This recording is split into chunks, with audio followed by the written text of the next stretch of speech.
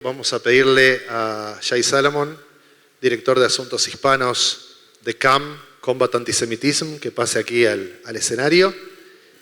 También cónsul honorario de Guatemala para el departamento de Maldonado.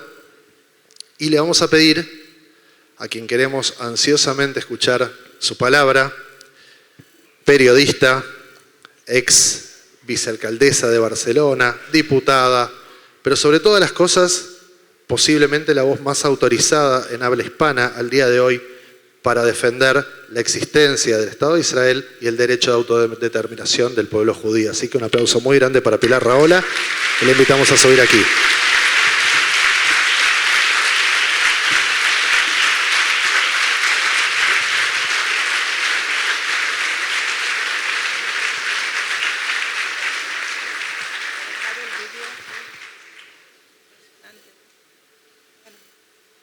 Estamos tocados con este vídeo, ¿verdad?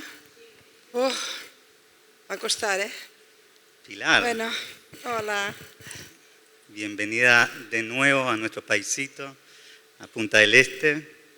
Estuviste acá en enero pasado, después tuvimos el gusto que abras el Foro Latinoamericano contra el Antisemitismo con el presidente Sanguinetti en noviembre, y acá estás nuevamente. Así que me parece la próxima, señora Liliana, la esposa del intendente, me parece que tenemos que nombrarla ciudadana ilustre, así que te encargo esto. Te cuento ya que Liliana dejó a su marido en otro evento importante de intendencia para escucharte. Muchas gracias. Así que, bienvenida. Gracias. El día de hoy, como ya se nombró, 27 de enero, estamos conmemorando el Día del Holocausto Internacional. Según los últimos números, tenemos aproximadamente 450.000 sobrevivientes en el mundo, de ellos 800 en Latinoamérica. Acá tenemos, muchas gracias por estar con nosotros, una sobreviviente. Y siempre nosotros decimos durante todos estos años, el nunca más. Nunca más se convirtió en el ahora. Por favor, ¿qué opinas al respecto? Bueno, la verdad es que reconozco, buenas noches a todos y gracias por estar aquí. Y reconozco que todos estamos con el mismo sentimiento en el alma, pero este vídeo nos ha impresionado a todos. La verdad es que quizá porque nos recuerda el dolor interior que tenemos, el por qué estamos ahora sufriendo. Shai, tú me comentabas cómo de golpe hemos estado conmemorando a los sobrevivientes en recuerdo y memoria de una brutal industria de exterminio que intentó realmente exterminar a todo un pueblo y de hecho consiguió exterminar a 3/4 partes de la población europea judía. Pero no imaginábamos que viviríamos un pogrom en el siglo XXI, ni que haríamos ceremonias o actos donde quizá también tendríamos sobrevivientes de ese pogrom. Esto es el 7 de octubre. Es ponernos ante nuestra cara la imagen, primero, de que la idea de matar masivamente a judíos está viva. No la exterminó. Como decía Elie Wiesel, Auschwitz mató judíos, pero no mató el antisemitismo, no mató el odio. Pero reconozco que con años y años de análisis del conflicto, muchas veces me habrán visto aquí en otros años, yo no me imaginaba nunca vivir ese momento, ese día, ni en la matanza, ni en la barbaridad que se produjo, ver miles de personas, 3.000 tipos, yendo a matar, con el gusto de matar, con el deseo de la sangre, y entrar en una habitación y ver a una familia durmiendo y matarlos a todos, y llegar a degollar niños y violar a todas las mujeres que podían de la manera más brutal y atroz, y estar orgullosos y llamar a su papá, he matado a 5, y papá decir, qué orgulloso estoy. Esto es el fin de la civilización, es el mal puro. Y reconozco que no me imaginaba verlo de esta forma tan brutal, pero tampoco me imaginaba, Shai, volver a vivir la indiferencia, el desprecio, el aplauso, la banalización. Todo aquello que conformó la segunda gran miseria del Holocausto, el silencio de tantos, mientras pasaba, la indiferencia, la negación durante décadas de otros o la banalización, nunca más. Y hoy estamos viendo, y es a mí lo que me rompe después de la primera ruptura, y creo que nos rompe a todos, un mundo indiferente que llega incluso a banalizar o a despreciar o a aplaudir ver imágenes de jóvenes en nuestras ciudades con una bandera de Hamás, me rompe todos los esquemas, va más allá de la capacidad de analizar qué le pasa al mundo. Y ya la última, porque acaba de pasarnos, de golpe tenemos una farsa de juicio con unos tipos que quieren dar lecciones de moral a un pueblo que lucha por sobrevivir. Terrible. De manera que en un día como hoy ya no estamos conmemorando la memoria, estamos horrorizados con el presente. Y, sabes, hace un mes tuvimos el gusto de estar juntos en la OEA. Y ahí dijiste que el antisemitismo no tiene que ver con los judíos, sino con los no judíos. Es la responsabilidad de poder luchar contra el antisemitismo. ¿Qué decís al respecto en este día tan especial que seguimos conmemorando el Holocausto y luchando contra este antisemitismo contemporáneo?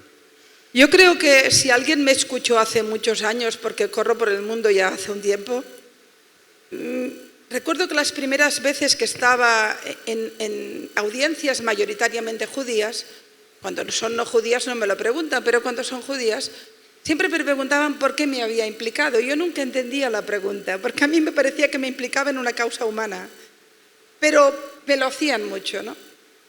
Pero no imaginaba que volvería a convertirse en una causa tan necesaria y tan brutal. Desde aquel momento, desde el principio de los tiempos en que yo más o menos pude hablar del tema, o desde siempre que tuve esa posición, siempre tuve muy claro que el antisemitismo era un termómetro de la sociedad y que cuando crecía el odio a los judíos, crecía la destrucción de las libertades y que por tanto estábamos ante sociedades enfermas. Y el antisemitismo era mi causa porque el odio a los judíos me decía que mi sociedad estaba enferma, estaba peor, estaba degradada, viciada. Cuando los judíos podían vivir tranquilamente como chilenos, como uruguayos, como lo que quieran, como franceses, íbamos bien. Cuando los judíos empiezan a tener que esconder su Maguen David o su kipá, o creen que tienen que hacerlo, o las sinagogas tienen de golpe pintadas, o los jóvenes en la universidad, por ser judíos, les recuerdan un montón. Eso tiene que ver con que estamos degradando profundamente las libertades, la tolerancia, la convivencia en una sociedad. Por eso, Shai, el antisemitismo nunca fue un tema judío, siempre fue un tema de los no judíos. El judío es la víctima, pero el responsable de que ese pequeñito pueblo, que en 8.000 millones de personas no llegan a 15 millones, no son nada. ¿Cómo un pueblo tan pequeño puede ser tan globalmente odiado? La Liga Antidifamación Americana habla de que el 23% de la población del mundo tiene prácticas y actitudes antisemitas clásicas. 1.9 mil millones de personas. Es una locura. De manera que sí, que esto sin ninguna duda, yo lo que me gusta es interpelar no en una comunidad judía, sino interpelar a los míos y acusarles de que están banalizando el antisemitismo o alimentando el discurso de odio a Israel, que es la nueva forma de antisemitismo. No me vengan con historias. Esa frase tan bonita. No, si yo no soy antisemita, yo soy antisionista, si tengo amigos judíos. Miren, ¿pero qué significa ser antisionista? Es decirle, hoy tiene mucho sentido recordar esto, es decirle a un pueblo que sufrió una industria de exterminio y que fue secularmente perseguido durante siglos, que no tienen derecho al derecho internacional, que no tienen derecho a la protección, que pueden quedarse ahí porque por si acaso algún día los vuelven a exterminar. El antisionismo siempre fue otro vestido nuevo, más progre, más simpático, mejor puesto del antisemitismo de siempre. Y por tanto desprecio profundamente a aquellos que en nombre de unas ideas progresistas o de izquierdas están levantando el edificio de odio a los judíos más grande de la actualidad. porque a través del odio a Israel están enseñando a odiar a los judíos. Ustedes lo viven en las comunidades, lo viven en sus ciudades.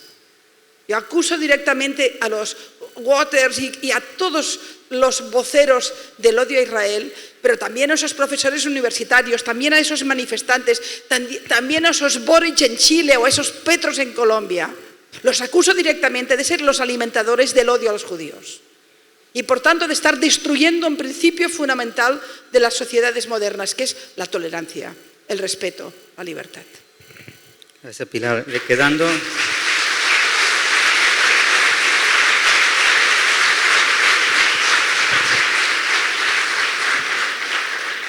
Quedando con los números. Perdonen, creo que se nota que estoy enfadada, ¿verdad? Hay que estar muy enfadado, muy enfadado. Estoy enfadada con la Haya, estoy enfadada con los medios de comunicación, estoy enfadada con estos politicuchos de 3 al cuarto, que se han creído jugando con un tema tan importante. Por Dios.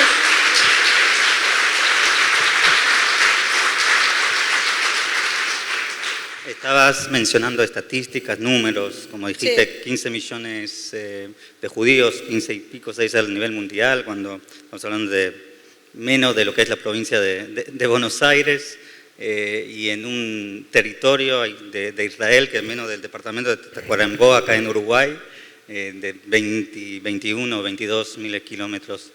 Del otro lado, ¿qué está pasando? ¿Cuáles son las estadísticas que pueden fomentar este odio que vemos hoy al día? ¿De dónde nace todo este odio? Esta situación que vivimos ahora, muchos de ustedes se preguntarán, ¿pero cómo?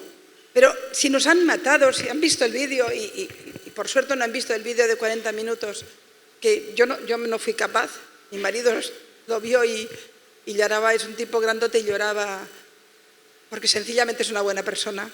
Es difícil, no tener conmiseración con lo que ha ocurrido el 7 de octubre, es difícil, pero está pasando. Entonces, cuando pasa esto, uno se pregunta, ¿cómo hemos llegado aquí? Sería la pregunta, ¿por qué nos odian tanto? Me meto, no soy judía, pero como me odian también, estamos en el mismo barco. A mí me dicen genocida cada día, o sea que ya, ¿para qué? Llevo casco. ¿Cómo? ¿Por qué? Bueno, porque cuando tú vas alimentando el huevo de la serpiente, ese huevo de la serpiente acaba convirtiéndose en una serpiente. Y aquí tenemos 3 corrientes que han alimentado el mismo huevo de la serpiente. Hemos tenido la corriente cristiana, históricamente secular. Ahora nos parece que queda lejos. Y además ahora están los evangélicos que tienen otra posición. Pero yo soy de familia católica. Y yo recuerdo las Semanas Santas y los autos de fe. Y no soy tan grande, bueno, tengo años, pero... Es decir, esa corriente cristiana que durante siglos alimentó la idea de un pueblo, un pequeño pueblo que había matado a Dios, no a cualquiera, no, por hacer mal a Dios. Y eso ahí estaba, y alimentó, hasta Juan 23, que puso las cosas en su lugar. Ciertamente fue una corriente que ahí está, aquí. Porque cuando voy por la calle y hablo o voy a la tienda y le compro el pan a mi panadera, y mi panadera me dice, estos judíos, estos de Israel, qué malos que son. Mi panadera no sabe de política internacional, mi panadera no sitúa a Israel en el mapa, pero recuerda que en algún momento, en alguna generación le dijeron que los judíos eran sospechosos. Eso está ahí. No es menor. La alimentación del pueblo sospechoso, del pueblo perverso, del pueblo malvado, que durante siglos alimentó todas las corrientes antisemitas y que luego estalló de la manera tan brutal, está ahí, en el subconsciente del mundo. Luego tenemos la gran corriente de la izquierda. No es ahora, desde el estalinismo, que hay profesores universitarios, intelectuales, escritores que van goteando el odio a Israel. A los judíos no, porque ellos no, con los judíos nada, no, Israel, solo Israel. Es un degoteo permanente de que Israel es un país colonizador, que no es una democracia, que ocupa, que masacra a palestinos. Esto no lo han dicho un día. Yo lo escuchaba en mi universidad. Es decir, todas las corrientes del viejo comunismo, todas las revoluciones de los 60 en Latinoamérica, todos los intelectuales que se iban a ver al ayatolá en París porque era el libertador de los persas. Curioso. Todos los Chávez y Maduros y todas estas locuras han ido alimentando el discurso de que Israel es el único país del mundo perverso, malvado y asesino que quizá no tendría que existir. Esa es la segunda gran corriente. Cuando te salen los Roger Waters, que por cierto estuvieron aquí, el tipo, ¿no? Es un constructor de odio. Un constructor de odio. La próxima vez no le dejen entrar, que este país está arregladito, que no venga. Pero que no vaya a ningún lugar, que vaya a dormir. En fin, no diré nada más porque se me iba el enfado. Es decir, todos estos que levantan ahora un discurso de odio a Israel saben que han cimentado ese discurso durante décadas y décadas y décadas. Yo creo que la primera vez que vine a Argentina fue hace 20 o 20 y pico años hablando de este tema. Y ya me encontraba con toda una posición de izquierdas en ese sentido totalmente criminalizadora. Por tanto, no les extrañe que ahora haya estallado. ¿Por qué ha estallado tan fuerte? Porque los judíos han tenido víctimas y había que matarlo al primer día, no fuera caso que tuvieran algo de razón. Rápidamente había que cambiar el relato y el plano. Y el tercer gran corriente de antisemitismo que alimenta, y parece que no lo recordamos, es que hay 1.900 millones de personas de religión islámica que tienen una educación de base antisemita. Y esto puede quedar lejos, pero en los barrios de París o de Bélgica o de Buenos Aires o de Barcelona hay toda una cantidad de gente que vive en democracia, que reza a su Dios con todo el derecho, pero que tiene un discurso de odio a los judíos porque lo ha alimentado en el ADN religioso. De manera que suma las tres corrientes, el cristianismo, todas las corrientes de izquierdas y el islamismo en el mismo discurso. Israel es un país malvado, asesino e imperialista. Y los judíos son muy peligrosos. Y todo esto sobre un pueblo que no tiene ningún poder, que son 15 millones ante 8.000 millones de personas. Cuando dicen los judíos, otra de las grandes perversiones, el poder. El otro día estábamos en Sao Paulo y en una entrevista que me hacía una periodista que empezó muy fuerte, luego la desmontamos un poquito. Sí, bueno, es que es fácil, es que tenemos razón. Lo que ocurre es que nunca hacen preguntas, ya tienen las respuestas. Pero cuando hacen preguntas los desmontamos. Tenemos la razón, métenselo, Estamos en el lugar bueno del mundo, estamos en el lugar moral del mundo, sin ninguna duda. Por eso estoy aquí, si no me dedicaría a mis cosas.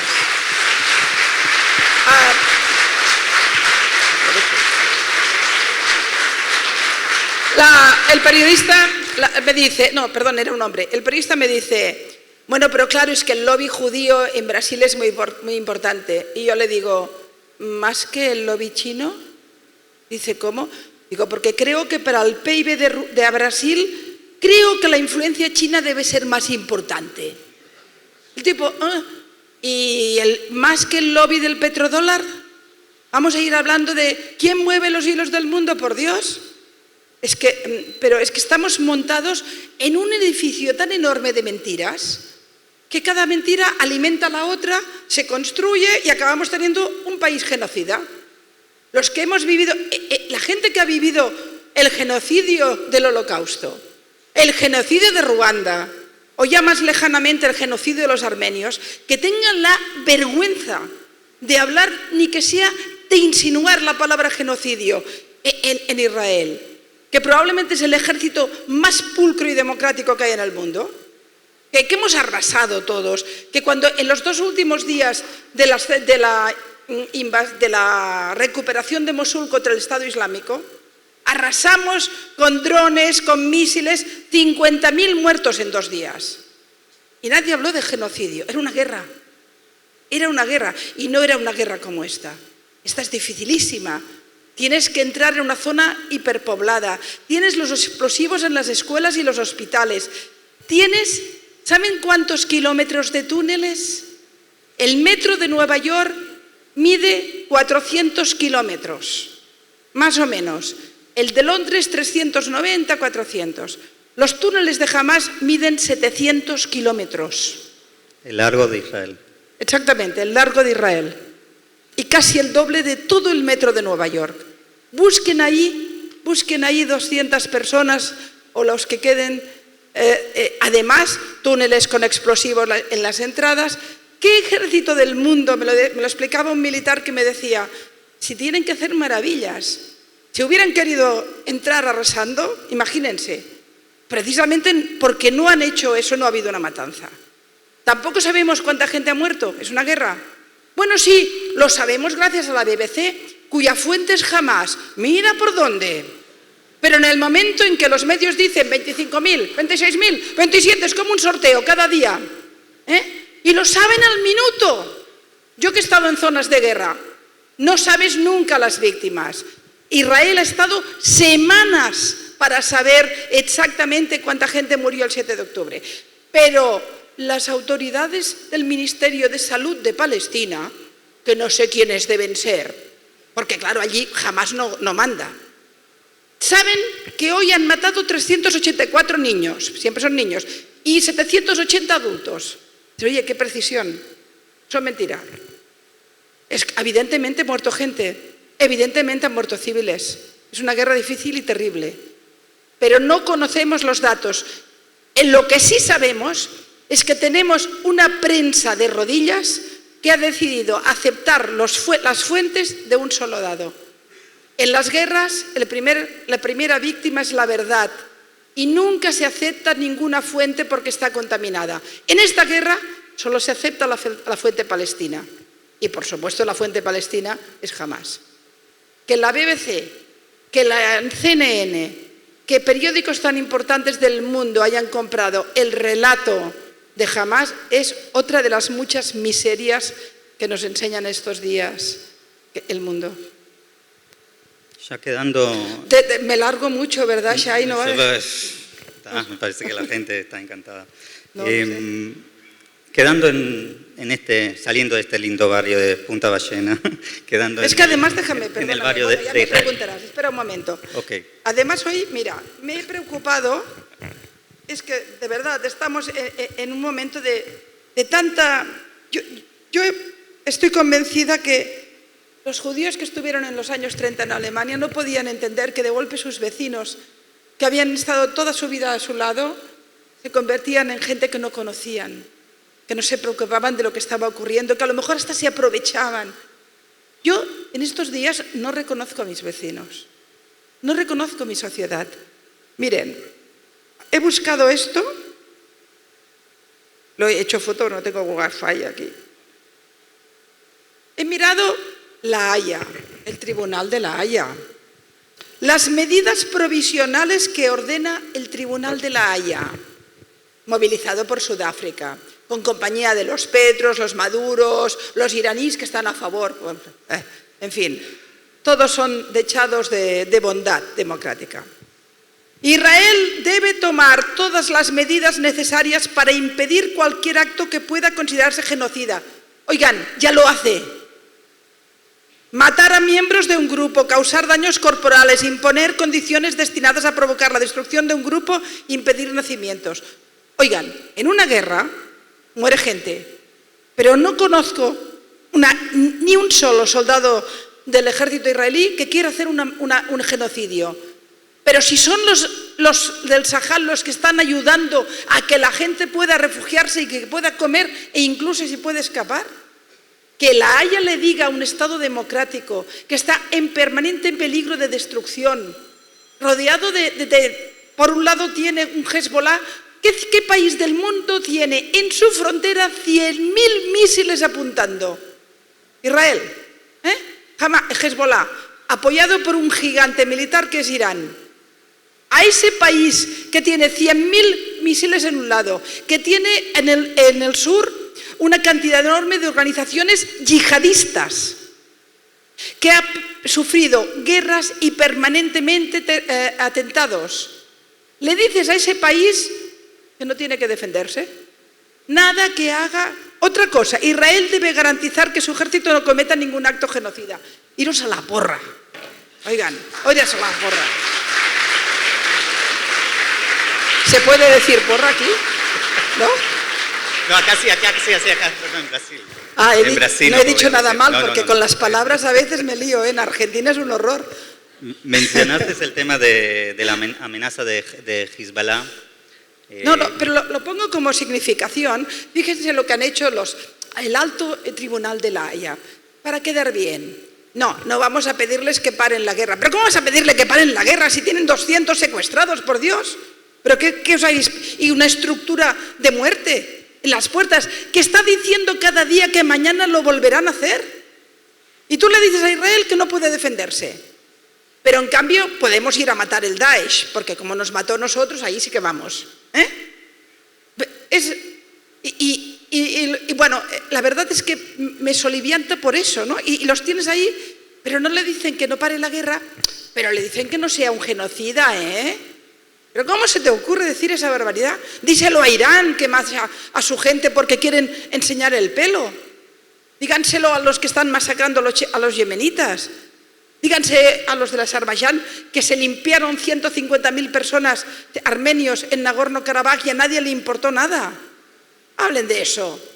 Pero no, Israel, un pequeño país, 700 kilómetros, 9 millones de personas, más o menos, aprox, rodeado de enemigos, con un país gigante como Irán que dice que si tiene una bombita la va a tirar para destruirlo, con unos líderes terroristas que cada día le dicen que los quiere tirar al mar. Y con una piel israelí que sabe que si pueden matarlos, los matan. La Torá más o menos dice aquello, a ver si lo digo mal. Si me dicen que te quieren matar, créelo, ¿no? Habrá que creerlos, ¿no? Porque es que lo hacen. ¿Y qué querías preguntarme? No me acuerdo. No, pero... Queríamos un poco profundizar en eso. Es que miren ustedes, yo puedo hacer la conferencia más institucional, más académica, quizá hoy me perdonarán. Pero tengo el alma rota, creo que como todos ustedes. Estoy muy asustada por el mundo en el que estoy. Estoy asustada por mi sociedad, por mi continente, Europa, por mi país. No reconozco mi ciudad, Barcelona. He visto en mi ciudad manifestaciones yo vivo en el centro, cerca de mi casa, las tengo todas. Hasta creo que saben que vivo ahí. Con banderas de Hamás y banderas LGTB. Es que no podemos estar más locos. En fin... Sí. Profundizando un poco el tema del barrio que pero hay que ponerle alma a esto, hay que ponerle alma. Están atacando algo muy profundo que es lo que hemos creado durante siglos, la civilización. Hemos creado una civilización donde podemos mirarnos a la cara, de respeto, de tolerancia, de libertades. Están atacando eso. Atacando a Israel, están atacando la idea de lo que es Israel. Y por tanto me están atacando a mí.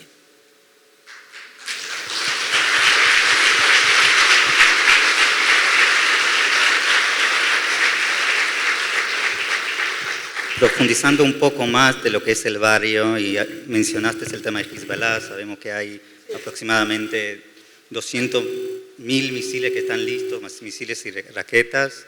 Sabemos que varias pueden cubrir la mayoría del Estado de Israel. Sí. Tenemos a Siria con una guerra civil que nunca termina, con poder también de arma química. Tenemos a Jordania que paz, no paz, pero antes de ayer abrieron un restaurante de carne que se llama 7 de octubre. Y el presidente Al-Sisi en Egipto, que ni contesta al primer ministro de Israel el teléfono. Está muy complicada de cosas sin tomar en cuenta... pero a ver, con matices. Vamos. Es decir, vamos a poner las cosas en su sitio, porque ahora ya sabemos mucho del 7 de octubre. Lo digo porque esto de Jordania y Egipto, pero Jordania y Egipto están haciendo ver que están enfadados y no lo están mucho, ¿eh? O sea, todos estos están encantados de que se acabe con Hamás. Porque en estos momentos es más un problema que otra cosa para ellos. Y más con la crisis económica que tiene Egipto, la crisis económica que tiene Jordania, y que les cuento, y la propia Arabia Saudita. Arabia Saudita, en plena guerra de Gaza, ha dicho que no se retira de los acuerdos de Abraham. Cuidado, ¿eh? Algo significa esto. A ver, la primera pregunta que hay que hacerse en esta guerra, que estos días la he hecho mucho con periodistas, porque como no se hacen preguntas, se las hago yo. Digo, a ver, envían 3.000 tipos por tierra, por mar, por aire, a masacrar a cualquier persona que encuentren, a jóvenes en un concierto cantando por la paz, a gente durmiendo en sus casas, a niños en sus cunas, a cualquiera que encontraran de cualquier edad. Los envían a masacrarlos, a matar a quien más puedan, a secuestrar más de 200, bla, bla, bla. Todo esto, y al día siguiente, ¿qué creen que va a pasar? Que va a haber una guerra. Es decir, o se imaginaban que después de esto no se moverían los tanques. Por tanto, el objetivo del 7 de octubre es la guerra. Ese es el objetivo. El objetivo no el pueblo palestino, el no sé qué. Olvídense. Alguien decide que hay que crear una guerra grande en este momento de la historia. ¿Por qué? Lo sabemos, pero hay que repetirlo. Porque se están trabajando unos acuerdos con Arabia Saudita que van a cambiar el mapa de Oriente Medio. Son enormemente importantes, firmados ya los de Emiratos, etcétera, y también con Marruecos, por cierto. Es decir, y Marruecos estamos hablando del gran proyector de ciudadanos musulmanes a Europa, que Marruecos firme acuerdos comerciales e incluso de defensa con el gran Satán es enormemente importante. Por tanto, lo primero que teníamos es que estábamos todos contentos porque después de Emiratos y de Sudán y el resto de países, Arabia Saudita estaba a punto. Y esto, perdonen que les diga, era tan importante como cuando se firmó la paz con Sadat. Era lo segundo más importante que había pasado para la zona. Esos acuerdos con Arabia Saudita le quitaban poder a Hamás, porque los saudíes tomaban como propio el tema palestino y se intentaba buscar una salida. De manera que de golpe allí se creaban dos situaciones más o menos pacificadoras. Teníamos además un lío importante con el gas que está en las costas de Israel, que además hace poco se hizo un acuerdo con Jordania y con el Líbano. El Líbano no reconoce a Israel, pero había hecho un acuerdo sobre el tema del gas con Israel. Es decir, estaban pasando cosas en lo energético muy importantes y con Egipto recibiendo necesariamente el gas. Es decir, ¿y qué hace Irán? Hace un acuerdo de 40.000 millones con Gazprom, con la gasística rusa. Nada, semanas antes de la matanza.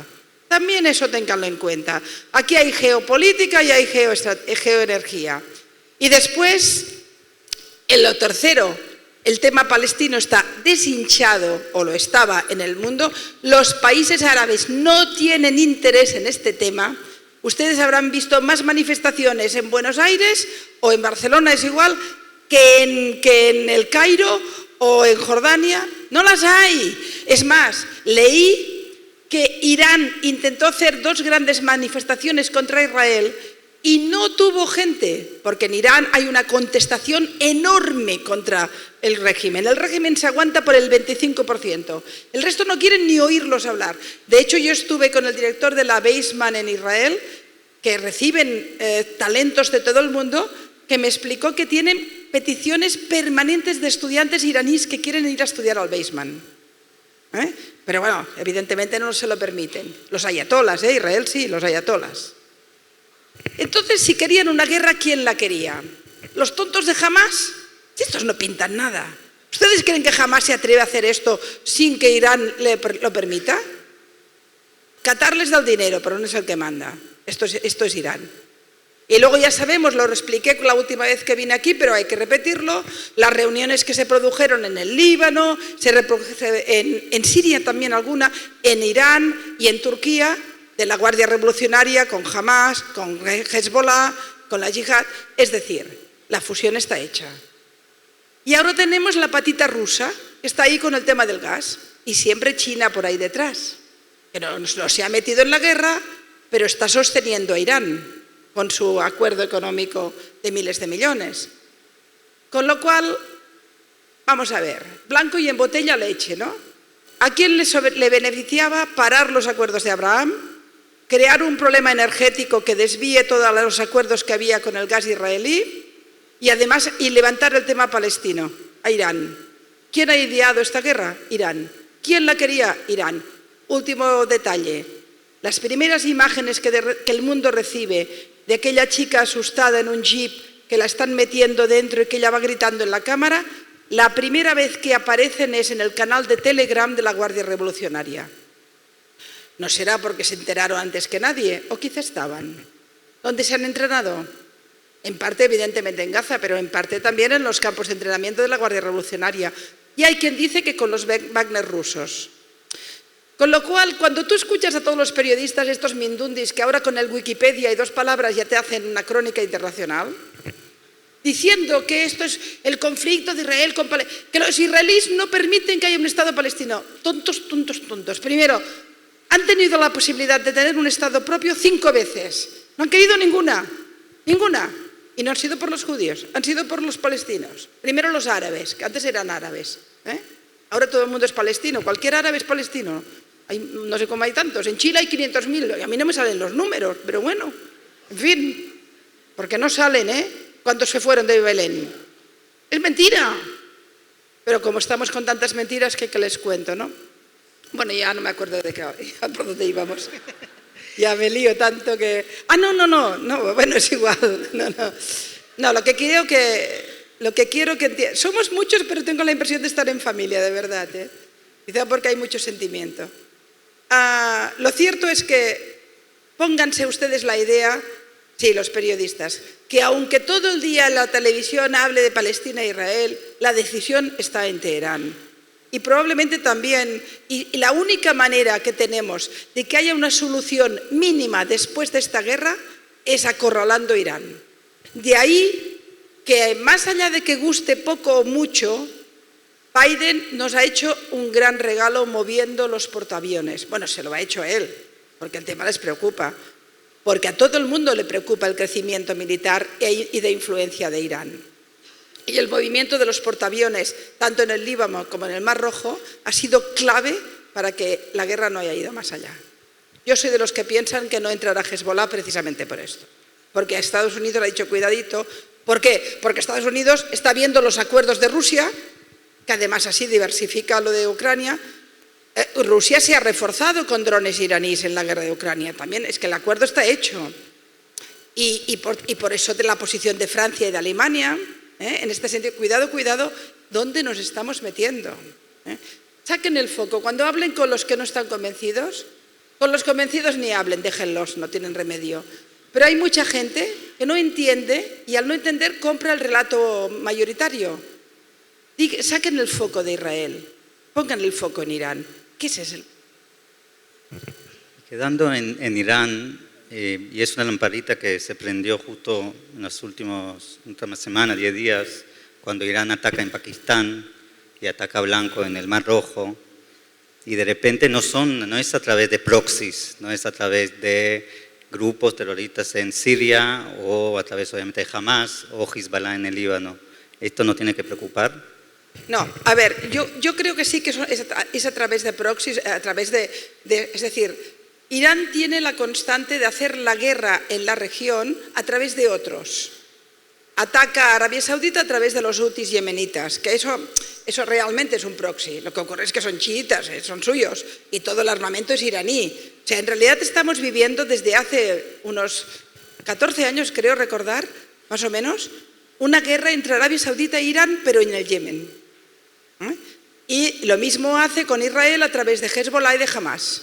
Hamas, aunque sean sunitas, ya están completamente controladas por Irán, igual que Yihad, que también, bueno, algunos de los secuestrados están en manos de la Yihad, que si cabe algo, parece que incluso son más brutales. Ya es difícil imaginarlo. Entonces, yo el comportamiento de Irán, bueno, Irán es lo que es, pero el comportamiento de Irán que hemos ido viendo a lo largo del tiempo es siempre, nunca, mucha boca, mucho el gran Satán, bla, bla, bla, pero la guerra en otro territorio. Están, por ejemplo, hostigando en Irak a través de los chiitas iraquíes también, ¿no? Luego, de ahí que tienen el problema con el Estado Islámico, que deriva desde la vieja historia entre sunitas y chiitas, que en el caso de Hamas no cuenta, pero allí sí. El bombardeo que hizo persiguiendo al Estado Islámico después del atentado que tuvo en Teherán, dentro de Pakistán, a mí me sorprende y no me cuadra, pero como fíjense que no han hecho nada más, hacia atrás. De hecho, hay algo muy sintomático.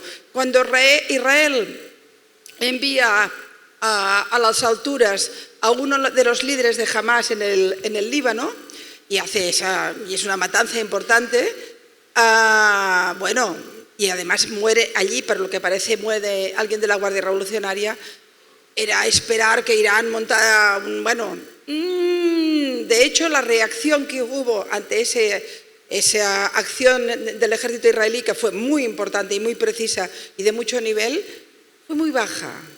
Es decir, que mi impresión es que Irán es un país que tiene un problema económico enorme, de hecho sustentado hoy por China, que tiene un problema social impresionante. Los persas son un gran pueblo y las contestaciones y luchas de los persas, de los iraníes, contra el régimen son impresionantes. Yo alguna vez he dicho que para mí son los Nelson Mandela del siglo XXI. Esas mujeres luchando por sacarse el velo, quemándolo en la plaza y luego muriendo.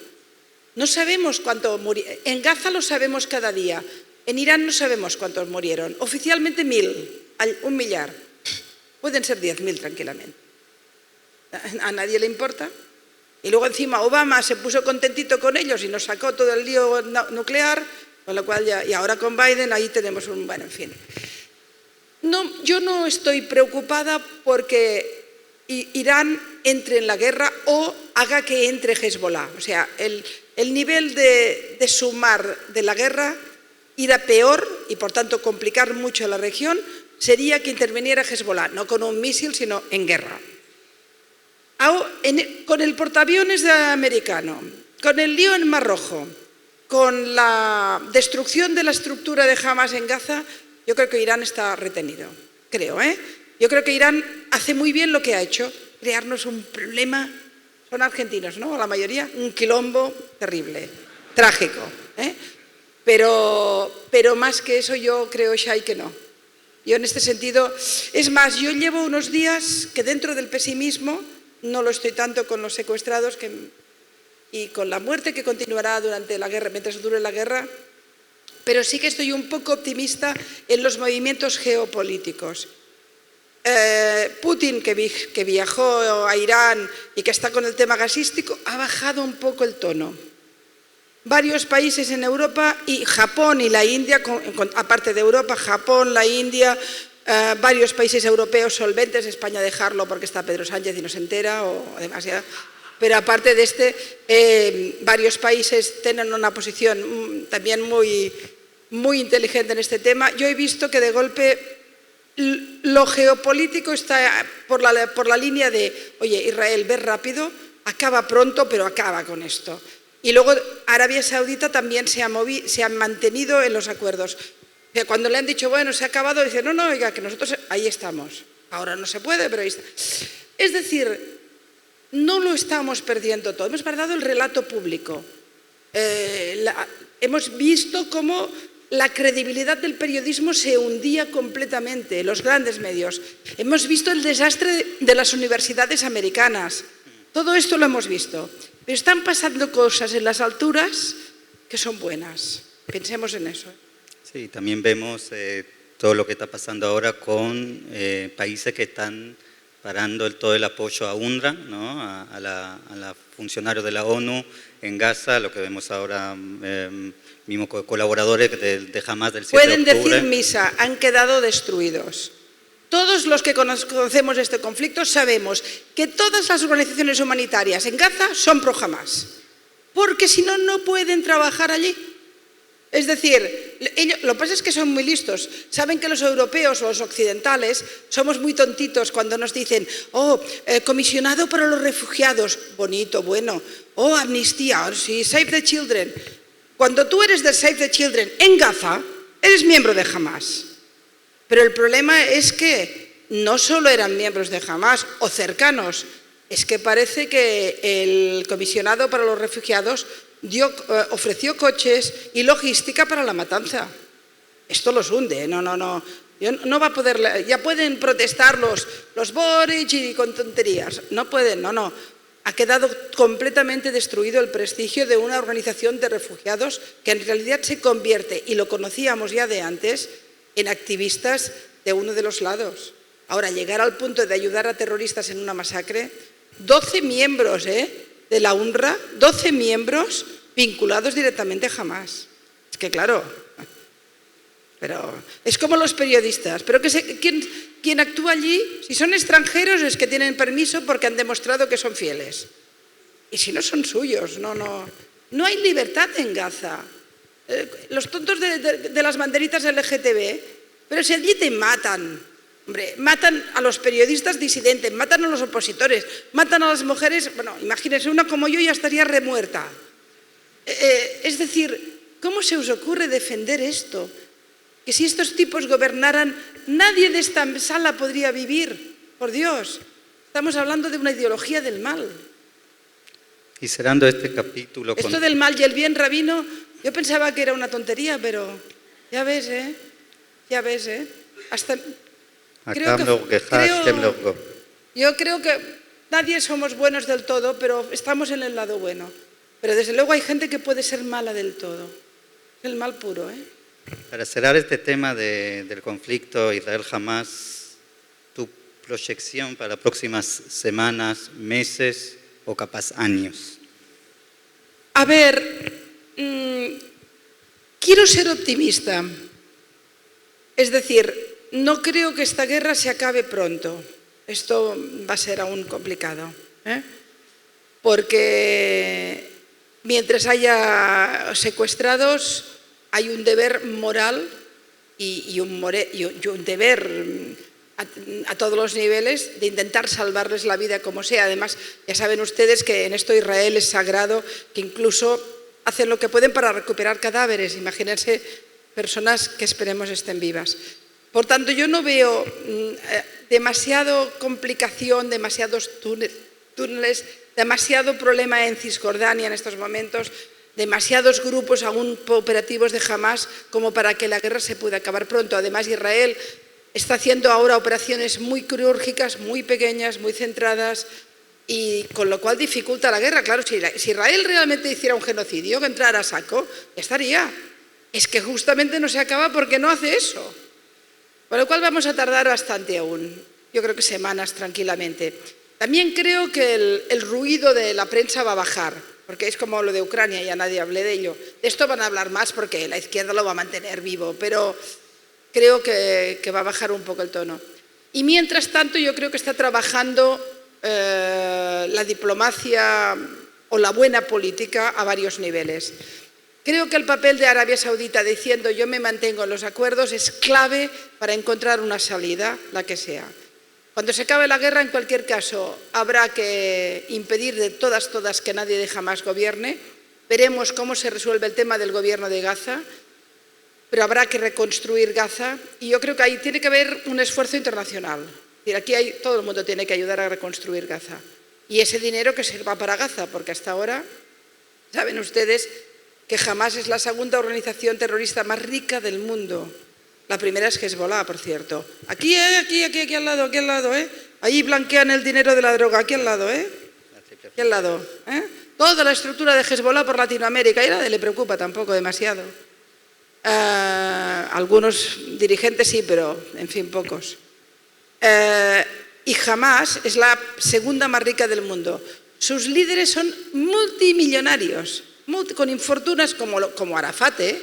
Arafat ya era multimillonario, llegó a ser el propietario de toda la telefonía móvil de Túnez. Arafat, es que se conoce poco la corrupción que significaba la autoridad. De hecho, Hamás crece por la corrupción de la Autoridad Nacional Palestina. Pero es que lo de Hamás es alucinante. Yo lo digo con una frase un poco provocadora, pero se la regalo. Díganla por ahí. ¿Por qué en Gaza hay hambre? ¿Por qué Gaza no es Singapur? ¿Por qué Gaza no es Las Solanas? Balneario, lugar de fiesta. ¿Por qué? Ha recibido ese trocito de tierra más millones de dólares, no más, el doble en proporción de lo que recibió Europa en el Plan Marshall. Millones y millones de todo el mundo. Si ustedes preguntan aquí, cualquier administración local ha dado dinero. Cualquier gobierno, en países donde hay autonomías, cualquier autonomía, cualquier estado federal, cualquier región, millones. Y Qatar, lo que quieras. Irán, también. ¿Por qué hay hambre? Es un trocito de nada. Si todo ese dinero, los 14 años que gobiernan ellos, lo hubieran utilizado para construir balnearios, zonas de playas, estaríamos todos nadando en Gaza. Hay hambre porque se han utilizado todos los recursos para la construcción de una estructura de muerte. 700 kilómetros, con unas condiciones espectaculares, con raíles para ir por dentro, con zonas de confort. No se piensen ustedes que es cualquier cosa. Es que todo se basa en grandes mentiras. Israel no quiere que los palestinos tengan un Estado. Lo ha ofrecido 5 veces. Los palestinos tienen derecho a un Estado si no lo quieren. Si los líderes de Hamas acaban de decir en Qatar que ellos no quieren un Estado palestino, que quieren destruir Israel. Y es que estamos en fin. Y luego me preguntan por qué estoy aquí. Es que tenemos tantas razones que nos salen de las orejas. Quiero estar en el lado de la razón. No. Por favor, No lo digo para que me aplaudan, lo digo para que les penetre. Porque cuando uno forma parte de un pueblo donde todo el mundo le dice que ha hecho algo mal, o todo el mundo dice que Israel, ustedes tienen que tener una gran resistencia para mantenerse en sus posiciones. Los jóvenes, me preocupan los jóvenes que van a las universidades. Ellos son uruguayos o argentinos, pero alguien les va a recordar que son judíos. Ya no serán tan uruguayos ni tan argentinos. Yo lo hablaba con la comunidad judía en Chile. Ya no son chilenos. Para Boric solo son judíos. No ha tenido ni la decencia de hablar con la familia de la chilena que murió en la masacre, que la quemaron viva. Ni eso ha tenido. Yo lo he dicho estos días en Chile y me he quedado contenta. Este tipo solo gobierna para una parte. Ha abandonado a los judíos chilenos, que son chilenos. Pero ahora les han recordado que solo son judíos. Y quedando en lo mismo, tuvimos el gusto de hacer hoy la ceremonia de Abdalá con el rabino Dolinsky. Qué linda. Oye, qué bien hablas, rabino?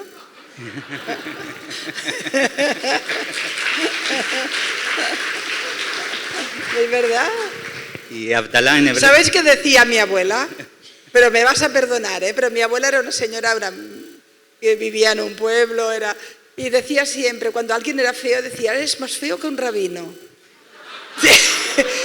Pero mi abuela no sabía lo que era un rabino. Es lo que decimos del antisemitismo. No, que el señor está muy bien, pobre, ¿no?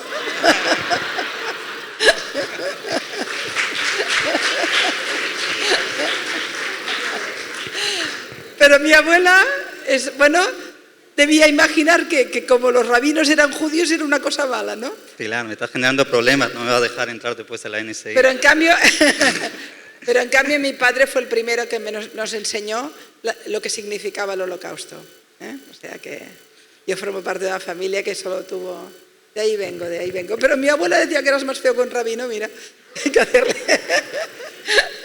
Entonces, quedando con esa ceremonia muy linda de Abdalá, como viste, es una distinción de lo que es el Shabbat, un día festivo al día de semana, pero también significa en hebreo, el Abdil, hacer algo diferente, o sea, buscar otro camino de hacer las cosas. En estos momentos, si es una oportunidad que tenemos acá, un público también de la comunidad judía. ¿Ahí acabamos? ¿Ya estamos acabando? Casi. Sí. ¿Cuál es el mensaje en ese sentido? ¿Qué podemos hacer nosotros acá, toda la gente que te vino a escuchar el día de hoy? Miren, en estos momentos? Bueno, consejos no doy porque no me los doy ni a mí, pero si me permiten una reflexión en voz alta, es muy complicado defender posiciones que de golpe se convierten en muy minoritarias, que es lo que estamos viviendo ahora. Hay un relato que pasa por encima nuestro. Y incluso yo a veces flaqueo, a veces me canso y a veces digo, porque cada día tienes barbaridades que hablan de ti, de golpe yo he tenido pintadas en mi casa, me han pasado, y dices, bueno, pero total estoy defendiendo valores del siglo XXI, valores fundamentales y te encuentras, por tanto, tiene que ser pesado, de golpe, sobre todo ustedes si son judíos, estar ahí aguantando, tienen en la piel tienen grabado que siempre les dijeron que eran culpables de algo. Tenemos aquí a Janine, una sobreviviente del Holocausto. la locura que significó, porque antes de Auschwitz hicimos un largo recorrido. En la vieja Sefarad les dijimos, no pueden vivir entre nosotros, y los expulsamos. Bueno, primero dijimos, no pueden vivir entre nosotros si no se convierten. Luego dijimos, no pueden vivir entre nosotros, y luego dijimos, no pueden vivir. Es Auschwitz. Claro, decirles a ustedes que tienen que ser más judíos que nunca, igual es pesado. Yo soy más judía que nunca, entiéndeme. Es el momento de salir del armario, es el momento de plantar cara, es el momento de alzar la voz. Nada de gueto, nada de esconderse. Hay que llevar kipás, hay que llevar estrellas de David, hay que alzarse, hay que enfadarse. Y si oyes un comentario lo contestas, y si ves una barbaridad en la prensa, llamas al director y que note tu voz y que se ponga nervioso, confróntenlos. La mayoría no saben nada, la mayoría son unos ignorantes patológicos, con ínfulas, soberbios, pero ignorantes. Les aseguro que el mundo necesita más que nunca ese grupo pequeñito de gente que se ha convertido en el símbolo de tantas cosas en la humanidad. En el derecho a estar, a existir, a tener memoria, a tener vida, a vivir, a tener derecho al derecho internacional. Son todo eso. Ustedes son todo lo que yo quiero para mis hijos y mis nietos. Son ese germen de luz en un momento de oscuridad. Por tanto, los necesitamos alzados. Tienen que organizarse, tienen que unirse, que les cuesta. Conspiren un poquito, que nunca lo hacen y tienen la fama. Porque ellos sí, y no hay manera, cada uno por su lado. Pero sobre todo, plantar cara. Yo les aseguro que tengo un montón de lío en mi casa, pero estos días cada vez que me llaman voy. Porque es un momento de alzar la voz. Lo hablaba con un amigo mío que tiene exposiciones, los dos cansados porque las redes son muy duras, y decía, pero es que ahora o nunca. Es decir, si no estamos ahora levantando la voz después de la miseria humana que hemos vivido, la matanza y la reacción posterior, si no estamos ahora viendo cómo fallan las organizaciones humanitarias, viendo cómo falla la prensa, cómo falla la ONU, bueno, esa falló siempre, pero no hay manera. Mi mensaje, más que un consejo, mi mensaje es más judíos que nunca, más activistas que nunca, más organizados que nunca y más estrategas que nunca. La guerra del relato hay que ganarla, pieza a pieza, pie a pie.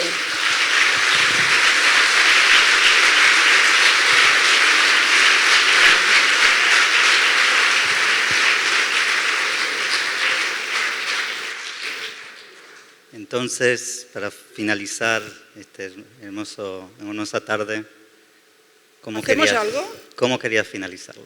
Miren, igual no la saben, pero en momentos tan duros como estos, yo creo mucho en los rituales simbólicos. Yo acabaría este acto cantando la tikvá.